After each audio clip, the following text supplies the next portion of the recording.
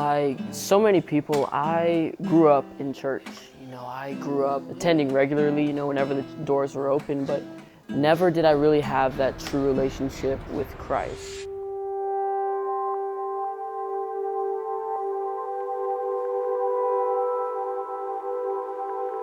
At an early age, at the age of 7 actually, my sister died and I was 7 years old. And I remember praying when she went to the hospital so hard that she would survive, that she would come out and she would recover. And so shortly after she died, my parents started fighting, and then soon, I started praying for that. And it seemed like God wasn't even interested in hearing my prayers, as things got worse between them. I was like, I really am unworthy of God ever answering a single prayer I pray that matters, at least.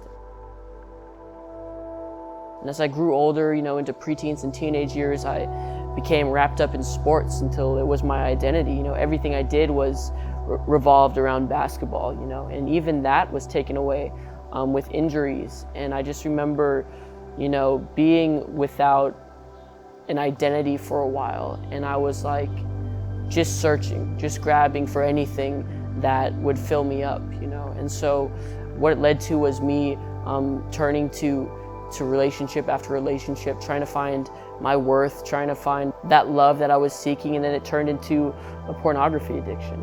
And after that, it was just thing after thing where I was trying to fill myself up, but realizing that, I was never going to fill this hole in my heart with anything else but I had a God-sized hole in my heart.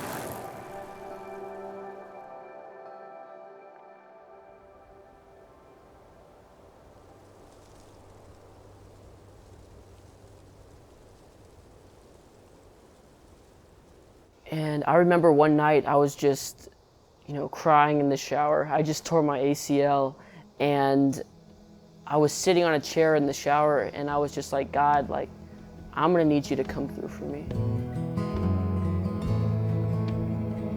Because everything else that I've tried, it's not working. And it's either you're gonna come through for me, or I don't think I'll be able to survive much longer.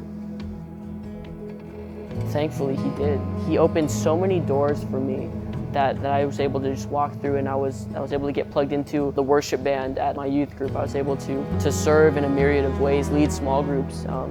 And by doing that, I got into community with so many godly believers and so many people who I looked up to, who really had a faith of their own. And slowly but surely, I was able to really make my faith mine. In doing so, it's not been a perfect journey, but it's been one that's so worth it. It's been one that's had its bumps, that's had its failures, many failures. But at the same time, there's been so much growth and so much grace to come from that. And really, that's what's made me into who I am today. Now I see myself as someone who loves to encourage, who loves to walk with the Lord and point others to Him and to the freedom that I've found. And so that's really a huge part of why I started this podcast, was to encourage people and to love on them and provide, what little knowledge that I've gained, or more so just received from others, and use that to pour into people who are in where I once was. That's the vision behind this podcast. That's the vision behind this young leader movement that we have going on. It's just creating young leaders for the kingdom, and just defining leadership through the lens of God, through the lens of somebody who wants to grow in their faith, but also in their leadership. And so, yeah, that's what it's about, and that's my story.